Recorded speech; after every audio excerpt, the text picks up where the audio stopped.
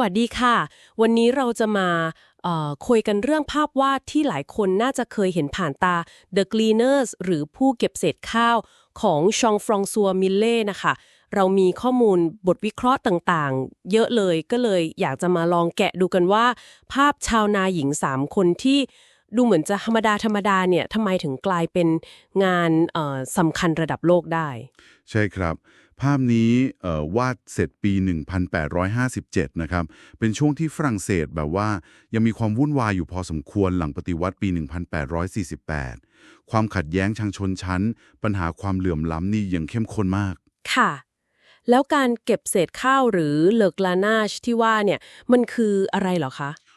มันเป็นสิทธิตามประเพณีที่เก่าแก่มากเลยครับ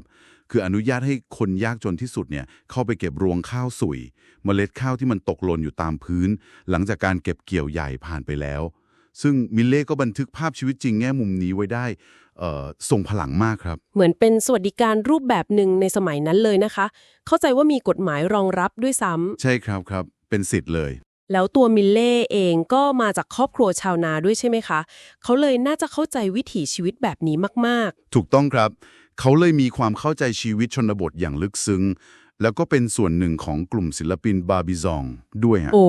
กลุ่มที่เน้นวาดภาพธรรมชาติชีวิตชนบทตามจริงใช่ครับซึ่งมันต่างจากศิลปะกระแสหลักยุคนั้นที่จะเน้นวาดเรื่องประวัติศาสตร์ศาสนาหรือไม่ก็ภาพคนชั้นสูงไปเลยการที่เขาเลือกวาดคนธรรมดาคนจนนี่ถือว่าแปลกใหม่มากในตอนนั้นเลยสิคะใช่ครับแปลกใหม่และที่น่าสนใจมากๆคือมิลเล่ไม่ได้แค่วาดชาวนานะครับแต่เขาเลือกวาดชาวนาที่จนที่สุดกำลังทำงานที่ดูต่ำต้อยที่สุดแต่กลับนำเสนอด้วยความเคารพให้เกียรติมีศักดิ์ศรีในสเกลภาพที่ใหญ่พอๆกับภาพวาดทางประวัติศาสตร์เลยโอ้โหคือมันเป็นการตั้งคำถามกับค่านิยมเดิมๆของวงการศิลปะเลยว่าจริงๆแล้วใครกันแน่ที่ควรค่าแก่การถูกจารึกไว้ในงานศิลปะน่าสนใจมากค่ะแล้วในแง่เทคนิคการวาดล่ะคะภาพนี้ดูมีบรรยากาศอบอุ่นแต่ก็เศร้าๆนะคะเป็นสีน้ำมันใช่ไหมสีน้ำมันบนผ้าใบเขาใช้โทนสีแบบเอิร์ธโทนเป็นหลักเลยพวกสีน้ำตาลเหลืองอมส้มเขียวสีของดินของรวงข้าวค่ะแล้วก็ตัดกับสีฟ้าเทาๆหม่นๆของท้องฟ้าแสงเงาที่ใช้ก็เป็นช่วงเย็นๆใกล้ค่ำส่องมาที่ผู้หญิง3 คนทำให้เด่นขึ้นมาเลยนะคะใช่ครับทำให้พวกเธอเด่นออกมาจากฉากหลังที่เป็นทุ่งกว้างๆการจัดวางองค์ประกอบก็เก่งมากครับคือหญิง3 คนก้มโค้งตัวลงเนี่ยมันสร้างเป็นรูปทรงสามเหลี่ยมที่ดูหนักแน่นมั่นคงเหมือนมันตรึงสายตาเราไว้ตรงนั้นครับสายตาเราจะไล่จากซ้ายไปขวาแล้วก็จะเห็นฉากหลังที่มีกองข้าวใหญ่ๆคนงานกำลังเก็บเกี่ยวกันอยู่แต่ดูไกลออกไปการที่ฉากหลังมันดูเบลอๆเลือนๆแต่ตัวผู้หญิง3 คนชัดเจนมากอันนี้ก็ตั้งใจเน้นพวกเธอเป็นพิเศษเลยใช่ไหมคะถูกต้องครับมันเหมือนเป็นการแยกโลกของคนเก็บเศษข้าวออกจากการเก็บเกี่ยวที่อุดมสมบูรณ์ตรงนั้นเลยยิ่งขับเน้นความโดดเดี่ยวการทำงานหนักของพวกเธอความต่างระหว่างความมั่งมีที่อยู่ไกลๆกับความขาดแคลนตรงหน้าซึ่งมันก็โยงไปเรื่องสัญลักษณ์ในภาพเลยนะคะใช่ครับพอพูดถึงสัญลักษณ์แล้วภาพนี้สื่ออะไรได้เยอะมากๆเลยค่ะหญิง3 คนนี้ก็เหมือนเป็นตัวแทนคนจนคนชายขอบไปเลยถ้าก้มเก็บซ้ำๆนั่นก็ดูเหมือนสะท้อนความอดทนความพยายามความเหนื่อยยาก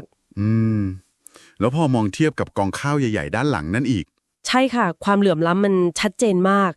มีคนตีความไปถึงว่าแสงที่ส่องพวกเธอเหมือนเป็นรัศมี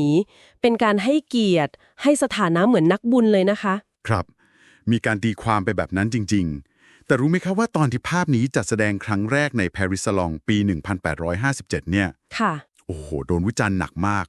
จากพวกชนชั้นสูงนักวิจารณ์สายอนุรักษ์นิยมจริงเหรอคะทำไมล่ะคะภาพก็ดูสงบเขามองว่ามิลเล่กำลังยกย่องความยากจนนะครับทำให้ชาวนาน่าสงสารเกินไปดูมีศักดิ์ศรีเกินไปกลัวว่าจะไปปลุกปั่นยุยงให้คนจนลุกฮือก่อความไม่สงบทางสังคมได้เหมือนเอาคนระดับล่างสุดมาเป็นฮีโร่ในภาพขนาดใหญ่เทียบเท่าภาพกษัตริย์ขุนนางอะไรแบบนั้นเลยโหไม่น่าเชื่อเลยนะคะแค่วาดภาพความจริงของคนธรรมดาเนี่ยนะจะถูกมองว่าอันตรายได้ขนาดนั้นครับยุคสมัยนั้นมันอ่อนไหวเรื่องชนชั้นมาก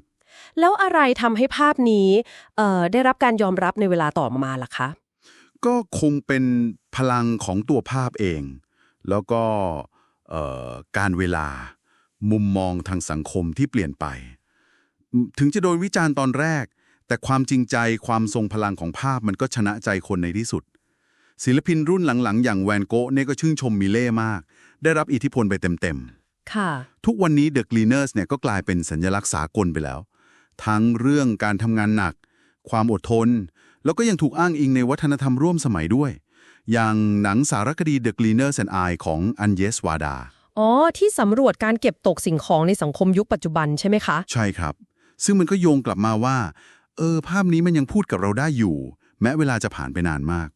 สรุปแล้ว The Gleaners เนี่ยไม่ใช่แค่ภาพชาวนาสวยๆ ธรรมดาเลยนะคะ แต่มันเป็นเหมือนบันทึกประวัติศาสตร์สังคม ที่สะท้อนความจริงเรื่องความเหลื่อมล้ำแต่ขณะเดียวกันก็เชิดชูคุณค่า ศักดิ์ศรีของแรงงานของมนุษย์ได้อย่างน่าทึ่งจริง ใช่เลยครับ และภาพเนี้ยมันเอ็นคุงท้าทายเราอยู่เสมอเลยนะ แม้จะผ่านมา160 กว่าปีแล้ว แต่คำถามเรื่องความเหลื่อมล้ำการดิ้นรนของคนตัวเล็กตัวน้อย ศักดิ์ศรีความเป็นมนุษย์เนี่ยมันก็ยังเป็นเรื่องที่เราเผชิญกันอยู่ทุกวันนี้ ๆ จริงค่ะ ลองคิดตามดูสิครับ ว่าในโลกปัจจุบันเนี่ยการเก็บเศษข้าวแบบในภาพของมิลเล่มันอาจจะสะท้อนอยู่ในรูปแบบไหนได้บ้าง อาจจะเป็นคนเก็บขยะรีไซเคิล ครับ หรือคนทำงานแพลตฟอร์ม Delivery ที่ต้องเก็บเล็กผสมน้อยจากค่ารอบ คนที่ต้องพึ่งพาสวัสดิการจากรัฐ ก็อาจจะใช่ครับ หรือใครก็ตามที่ต้องหาเลี้ยงชีพจากสิ่งที่คนอื่นอาจจะมองข้ามหลงเหลือไว้ ภาพนี้มันทิ้งคำถามสำคัญไว้ให้เราคิดต่อ ว่าสังคมที่เราอยู่ทุกวันนี้ เราให้คุณค่ากับเพื่อนมนุษย์ทุกคนอย่างเท่าเทียมกันจริงๆแล้วหรือยัง